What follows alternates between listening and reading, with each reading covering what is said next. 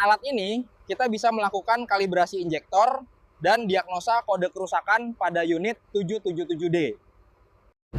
Baik teman-teman, untuk pagi hari ini kita akan melakukan PPM K777D ya.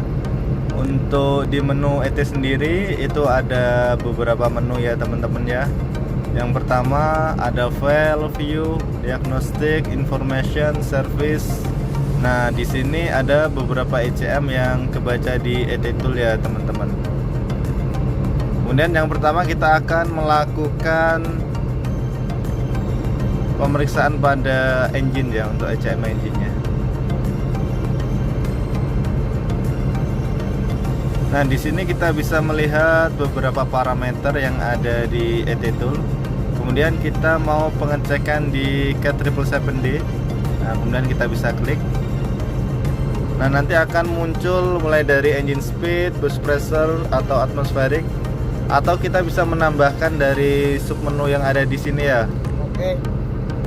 Nah, ini bisa kita tambahkan, ini sudah komplit, kemudian kita pencet OK. Nah, di sini kita bisa melihat mulai dari engine low idle ya, mulai dari 690 sampai 705 ya. Baik, di sini kita bisa melihat dari menu diagnostiknya ya. Kemudian di sini ada active code, kemudian ada log event, kemudian ada diagnostic test ya. Nah, kita untuk cutout injector itu kita bisa di diagnostic testnya ya. Nah, di sini ada beberapa item untuk mulai dari brake, kemudian ada transmisi, kemudian ada di engine. Nah, kita bisa melihat dari untuk di sini ada injector solenoid test. Ini untuk mengecek bahwa pengetesan di solenoidnya ya teman-teman ya. Kita klik itu biasanya bagaimana dia untuk pembukaannya.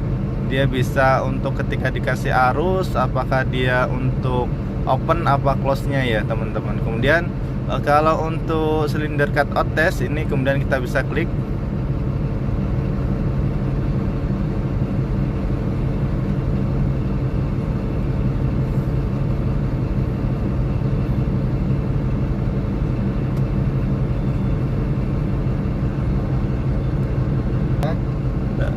Dan di sini kita bisa melihat mulai dari silinder 1 sampai silinder 8 ya.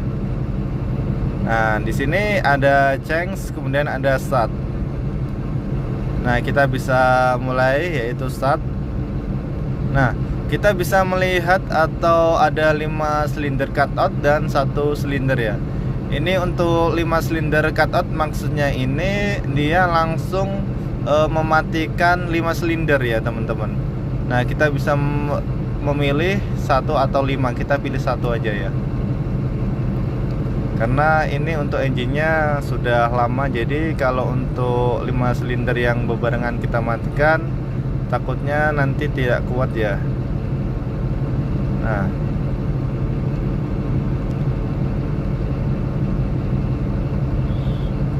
Nah, nanti di sini akan terlihat hasilnya untuk cutout ya.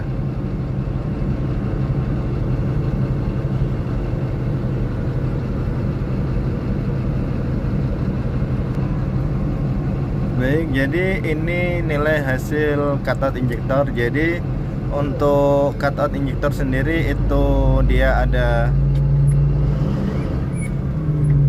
2 ya teman-teman ya. Mulai dari cycle 1 dan cycle 2 ya. Jadi nanti kita bisa melihat nih untuk hasilnya ini, apakah terjadi low duration apa high duration ya. Jadi ketika terjadi high duration nanti kita bisa melihat untuk data-datanya atau untuk analisis datanya ya. Kemudian kita masuk di menu service ya teman-teman. Untuk di menu service sendiri kita bisa melihat ada bisa configuration, kemudian ada code to configuration sama calibration. Jadi untuk configuration kita bisa mengetahui untuk menu-menu apa saja yang bisa kita konfigurasi ya teman-teman. Mulai dari hoist, kemudian transmisi, Nah, kita contoh aja kita untuk hoist ya. Nah, untuk hoist sendiri kita bisa merubah untuk hoistnya menjadi enable atau disable ya. Untuk enable sendiri itu dia aktif untuk posisi lower sama raise-nya. Nah, ketika untuk di disable itu kita mematikan untuk solenoid-nya. Jadi untuk hoist silinder sendiri itu tidak akan bisa untuk raise sama lowernya, tidak bisa naik turun ya teman-teman. Kemudian kita bisa membatasi untuk body gear limitnya berapa. Ini sebagai safety juga ya teman-teman. Kemudian kita bisa pengejasan untuk snapnya ini, mulai dari min 1 sampai min 5, 0 sampai 5.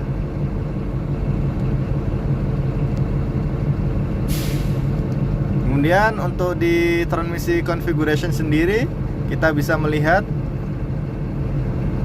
ini bisa kita batasi untuk speednya ya. Kita ini ada di 7, kita batasi di 7. Kita bisa juga batasi di 6 atau 5 untuk safety unitnya ya, tergantung di perusahaan masing-masing. Nah, di sini ada namanya product status report ya teman-teman. Nah, di sini kita bisa untuk mendownload data atau mengetahui history yang ada di unit. Untuk problemnya apa aja yang terjadi pada unit, mulai dari PM to PM. Kita bisa download datanya ya.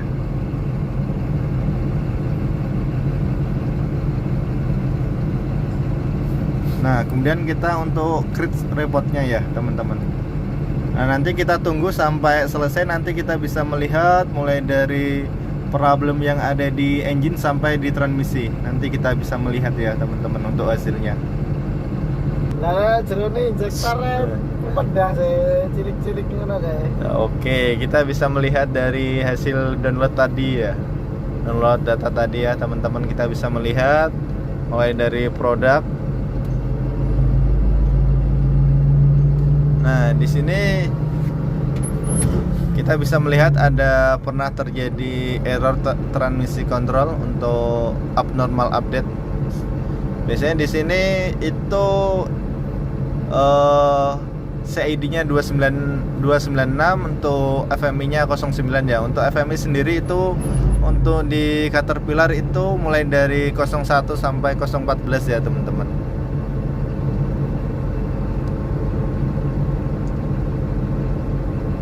Nah, kita bisa melihat untuk menu-menunya apa saja yang bisa kita download. Nah, ini terjadi transmisi BIOS ya teman-teman. Mulai dari HM-nya 20247 sampai 20269. Nah, terjadi untuk 2 kali BIOS. Kemudian kita bisa baca untuk shift count metriknya ya teman-teman. Mulai dari netral 1 sampai ke 7. Nanti akan muncul seperti ini. Nanti kita analisa untuk transmisi BIOS-nya ya teman-teman ya.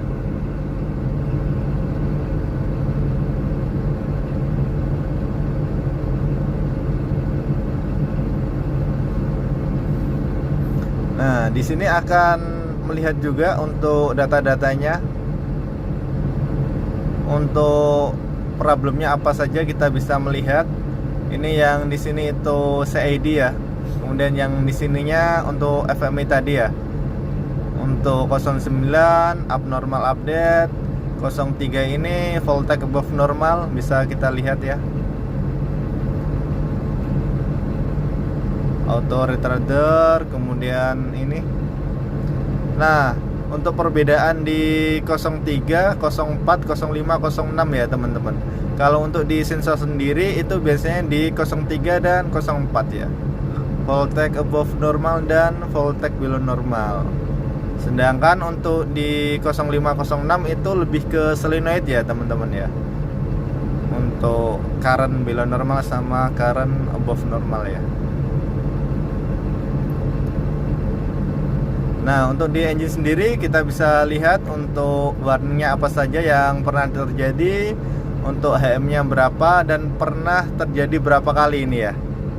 pernah terjadi berapa kali, kemudian untuk HM-nya berapa saja yang awal sama yang akhirnya ini kita bisa lihat.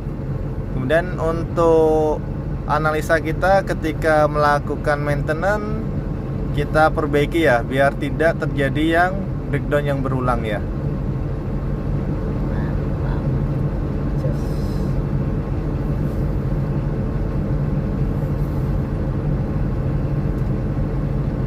Nah, kalau untuk injektor sendiri ya, ini ada kodenya ya teman-teman. Kode ini berfungsi untuk trim coat injektor. Oke, mungkin cukup sekian dari saya teman-teman ya. Mohon maaf kalau ada salah kata atau penjelasan yang kurang. Dan terima kasih atas waktunya. Semangat pagi.